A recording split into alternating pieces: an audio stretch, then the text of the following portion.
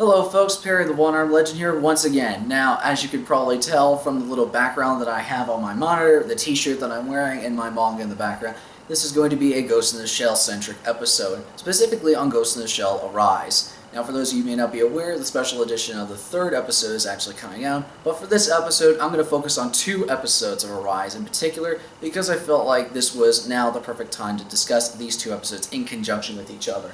For this episode, I'm going to be discussing Ghost in the Shell Arise episodes 2 and 3. Let me just go ahead and make this clear. I'm not making this a review. This is more of just a personal perspective and just my general thoughts and opinions about these episodes. You could say this is kind of like an Anime Journey episode where I'm just giving my personal take on these episodes and just give my personal thoughts and opinions about them. Now, the reason why I didn't talk about Arise 2 when it came out was because even though I had an episode ready to go back in December, I really didn't have that much to say about it. I felt like it was a very competent episode. It was really fun to see Motoko build up the squad, to see the dynamic building up between the two, and it was also very action-heavy, but it was entertaining nonetheless. Arise 3, however, made it a little bit more interesting by showing Motoko's more personal side, of her vulnerabilities as a character, and it made it more interesting to actually watch these two back-to-back.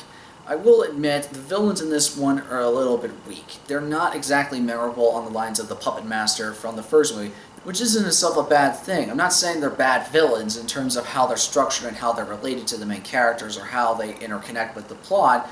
What I'm trying to say is that the focus of the story, of this particular story of Ghost in the Shell Arise, is not about the villains and how they interact with the commanders of Section 9, but the focus of this whole endeavor is about how Motoko is becoming more and more independent with her squad, wanting to get funding for her group, wanting them to have top priority within the circuit of Section 9, becoming more and more official, as well as possibly recruiting any new members that may or may not be necessary for the team.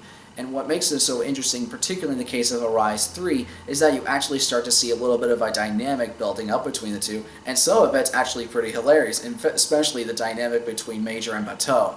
In fact, the most interesting aspect about Arise 3 is when you get to see Motoko act more vulnerable than she has in the past, specifically with her lover and mechanic, Akira. You also get a little sense of the backstory that she's had to grow up with, her own identity crisis of being a robot or a person, her desire to look more human even though she has a prosthetic body. Seeing this internal conflict for Motoko is something very reminiscent I've seen in the past, particularly with the original Ghost in the Shell film. And speaking of original references, there's actually some bits of the manga, the original Ghost in the Shell manga, that actually appear as, I would say, not really references, but more homages, similar to how Arise 1 was, if you remember my review from several months back. I would almost want to say these episodes are like 2 sides of the same coin, where one of those is a little bit more action-heavy, not as much as philosophical aspects, which is Ghost in the Shell, what it's known for. However, you get to see the dynamic and the growth of the team being recruited by Motoko into Section 9, whereas in the third episode, you see a little bit more personal connection to Motoko, seeing a little bit more of her vulnerable and